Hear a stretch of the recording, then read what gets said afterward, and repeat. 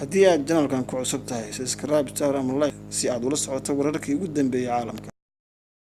degmada Afgoye oo kamid ah degmooyinka waaweyn ee gobolka Shabeellaha Hoose qiyaas kiiloomitir dhanka galbeed kaga beegan magaalada caasimadda ee Muqdisho waxaa ku nool dad aad u fara badan kuwaas oo noloshooda ku maareeya siyaabooyin kala gedisan waxaana sidoo kale qayb ka ah dadka muruqmaalatada ah kuwaas oo waayihii dambe ka cabanayay dhibaatooyin xagga nolosha ay kala kulmaan qaar ka mid ah dadka muruqmaalatada oo la hadlayay telefishinka Koonfur Galbeed ayaa faahfaahiyay waxyaabaha ay ka cabanayaan iyo habka noloshooda ay u maareeyaan waxaana aan la sheekaystay qaar ka mid dadkan waxaana ay sheegeen dhibaatooyin badan ay ka haysato xagga nolosha sidii u maareyn lahaayeen waa kuwan qaar ka mid ah dadka muruqmaalatada oo sharaxaya dhibaatooyinka xagga nolosha ay ka haysata marka ay shaqeynayaan waxa ay dalbadeen in kaalmo bini'aadanimo ay xilligan doonayaan marka ka waran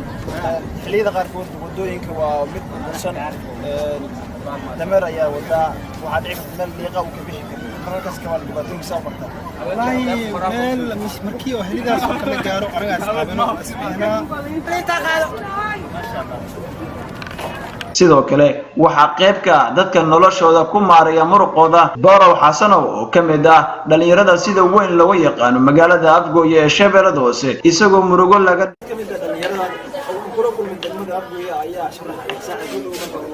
salaamteen horta dhamaantiin walaalayaal muslimiinta ah ku nool dal iyo dibid aniga waxaan ka shaqaystaa caseeye saddexdan buraash ayaan ka shaqaystaa nolol maalmeedkeeda biilkeeda waxaan ka dhacsadaa afartan buraash biishaan waxaan joogaa 9 sano ilaa haddana waxaan ku jiraa shaqada mid kale oo mustaqbalkeeda tusmaysan gacantay maanta kuma jirto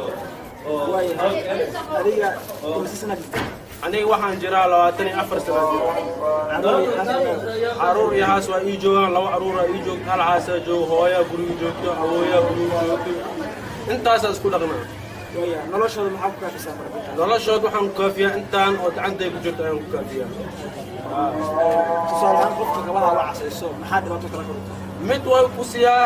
mid la kuma siina laas badanaan waxaan aaminsanahay oo hadda waa shaqada aan qabanayn inay badanaan la siiyaan dhibaato marmar waa la kulunaa marna lama kulun dhibaatada ugu badan aad kala kulanta nin oo ciidana iska imaana abtoo iska waxa uu leeyahay kawax in mari shaqada markaa khamiis lacagtiisa markaa aflagaad ama qoriyo ku soo tagaa way marka waxay sheegtay 9 sano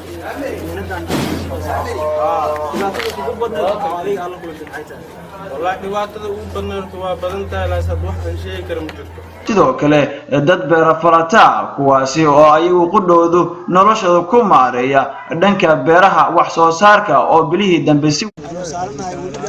waxyaabaha xilliyada qaar dadku kala kulmi karaan